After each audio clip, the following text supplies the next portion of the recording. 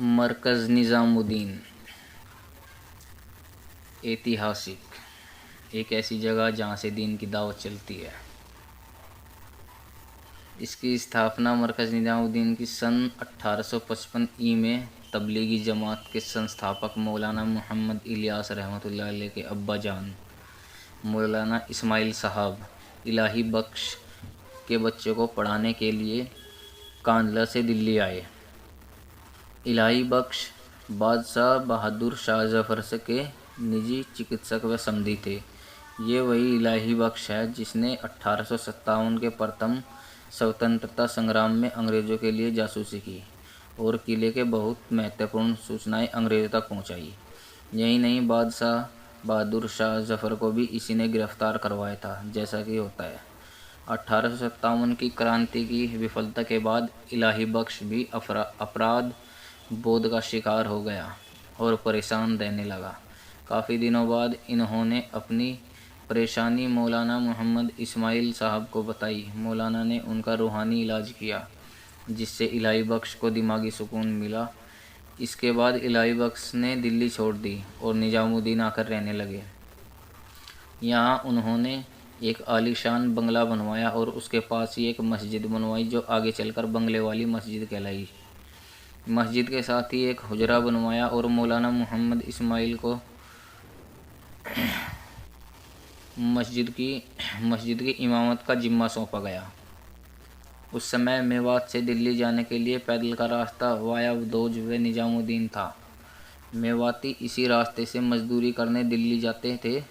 मस्जिद के सामने मीठे पानी का कुआं था, जहाँ मेवाती अपने साथ लाया खाना खाते, दोपहरी में पेड़ों के नीचे आराम करते और दिल्ली की ओर चल देते। एक दिन मौलाना इस्माइल अकेले थे। उन्होंने ज़ोहर की अजान दी और जमात के लिए किसी दूसरे आदमी का इंतज़ार करने लगे। उल्लेखनीय है कि उस समय निज़ामुद्दीन के आसपास आबादी नहीं थी, बस हज़रत निज़ामुद्दीन औलिया की मज़ार थी, जिसके दक्षिण की ओर दरगाह के खादिमों के मकान थे। बाकी चारों ओर जंगल था। मौलाना साहब आदमी की तलाश में मस्जिद से बाहर निकले तो उन्हें कुछ मेवाती आते हुए दिखाई दिए। मौलाना ने उन्हें रोका और नमाज की दावत दी, मगर मेवाती तो नमाज जानते ही नहीं थे। खैर, मौलाना ने उन्हें वज़ू करवाया और फिर नमाज पढ़ाई। नाम के बाद उनसे पूछा, कहाँ जा रही है? मेवातियों ने जवाब दिया, दिल्ली मजदूरी करने जा रही है। यह सुनकर मौलाना ने कहा, अगर तुम्हें मजदूरी यहीं दे दी जाए तो कर लोगे? मेवातियों ने कहा, हमें तो मजदूरी करनी है, कहीं भी कर लेंगे। उस दिन से मौलाना रोज़ाना उन्हें नमाज सिखाते, पढ़ाते और शाम को मजदूरी दे देते। इसी तरह 15-20 दिन गुजर गए। एक दिन मेवातियों ने आपस में सलाह मशवरा किया, यार मौलाना हमारे पास काम भी नहीं कराते और अच्छी अच्छी बात भी बताते हैं और मजदूरी भी पूरी देते हैं। यार मौलाना से बिना काम मजदूरी लेना ठीक नहीं। इसके बाद उन्होंने मौलाना से मजदूरी लेने से मना कर दिया और उनसे लिए पैसे भी वापस कर दिए। कुछ दिन बाद वे मौलाना को मेवात लेकर आए। फिरोजपुर नमक में उनका मुकाम रहा। उसके बाद मेवात कुछ बच्चे पढ़ने के लिए निज़ामुद्दीन गए। इस तरह बंगले वाली मस्जिद में निज़ामुद्दीन मदरसे की शुरुआत हुई। मौलाना मोहम्मद इस्माइल साहब की 1898 में वफ़ात हो जाने के बाद उनके बड़े बेटे मौलवी मोहम्मद अहमद ने निज़ामुद्दीन मदरसे को संभाला। वे भी मेवात आते जाते रहे। मौलवी मोहम्मद अहमद की वफ़ात 1917 में हुई। इस समय उनके सबसे छोटे भाई मौलवी मोहम्मद इलियास साहब मदरसा मुजाहिर उल उलूम सहारनपुर में मुदर्रिस थे। मौलवी मोहम्मद अहमद की वफ़ात के बाद लोगों ने मौलवी मोहम्मद इलियास साहब से दरख्वास्त की कि आप अपने बाप और भाई के लगाए हुए पौधे को सींचने के लिए निज़ामुद्दीन चले। मौलाना पहले तो तैयार नहीं हुए, मगर जब लोगों ने ज़्यादा इसरार किया तो आप निज़ामुद्दीन आ गए। मेवातियों को जब पता चला कि मौलवी इस्माइल साहब के छोटे बेटे निज़ामुद्दीन आ गए हैं तो वे बहुत खुश हुए और निज़ामुद्दीन उनसे मिलने पहुंच गए। कुछ दिन बाद मेवातियों ने मौलाना इलियास साहब से मेवात चलने की दरख्वास्त की।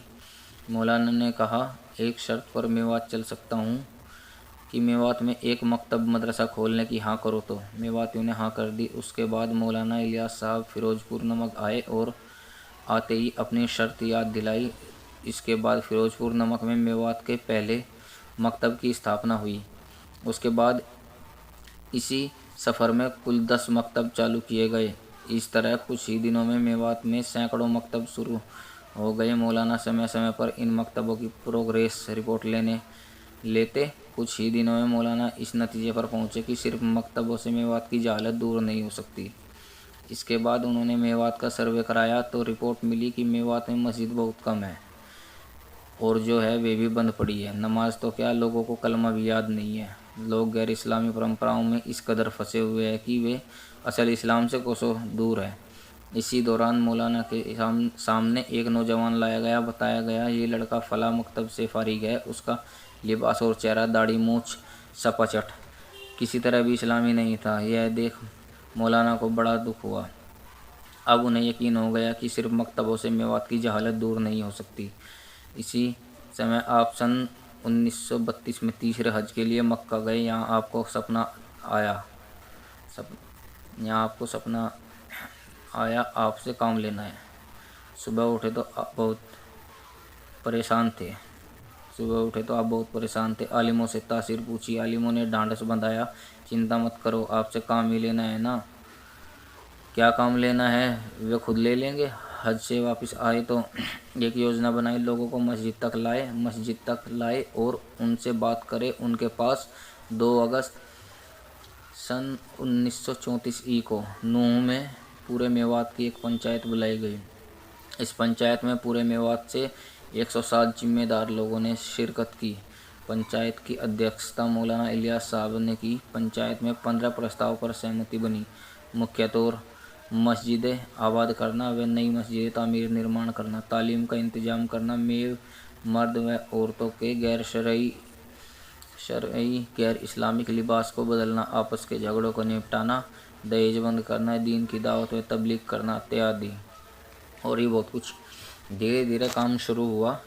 3 नियम बनाए गए, गश्त, नमाज और तालीम। इसके बाद सन 1939 में चिल्ले 40 दिन की पहली जमात कांदला और फिर दूसरी जमात रायपुर भेजी गई। जमातों के लिए 6 बिंदुओं पर काम करने के लिए जाना तय हुआ। कलमा तौहीद, कलमा याद करवाना, कलमे का मतलब क्या है और कलमे का महत्व क्या है। नमाज सीखना, नमाज क्या है, नमाज का हमारी ज़िंदगी में क्या महत्व है। हर मोमिन को कम से कम इतना इल्म सीखना चाहिए कि उसे हराम हलाल वेद का ज्ञान हो जाए। इकराम मुस्लिम, एक मुसलमान कैसा हो, उसका चरित्र, व्यवहार, मामलात व मासरात, लेन देन कैसे हो, और इखलास नियत, दावत तबलीग, सभी मुसलमानों को दीन की दावत दी जाए। इस तरह एक योजनाबद्ध तरीके से काम शुरू हुआ। जमात में जाने वालों के लिए भी नियम बने।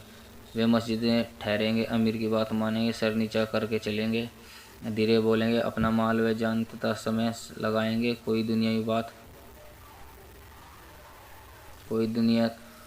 बात नहीं करेंगे। इस तरह जमात के लोग सिर्फ ज़मीन से नीचे कब्र की और आसमान से ऊपर जन्नत जहन्नुम की बात करते हैं। सियासत, सांप्रदायिकता और संकीर्णता से उनका कोई लेना देना नहीं होता। शुरुआत में समाज सुधार पर काफ़ी जोर दिया गया था। लोगों के आपसी झगड़ों को सुलझाने, बिना दहेज की शादियाँ करवाना, जिसका निकाह जलसों में हजरत जी खुद पढ़ाए थे, और ये बहुत कुछ। तबलीग ने न केवल अर्ध सभ्य मेवों को सभ्य बनाया बल्कि उन्हें वास्तविक इस्लाम से रूबरू कराया और पूरी दुनिया में मेवात की एक नई पहचान कायम हुई। ये जानकारी हमें मिली है फ्रॉम सिद्दीक अहमद मेव इजवाल।